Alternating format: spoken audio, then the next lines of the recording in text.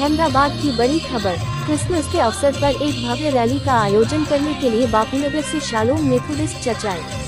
Reporter Pinky के साथ बने रहिए द गुजरात लाइव न्यूज। हर खबर देखने के लिए चैनल को सब्सक्राइब करें और शेयर करें।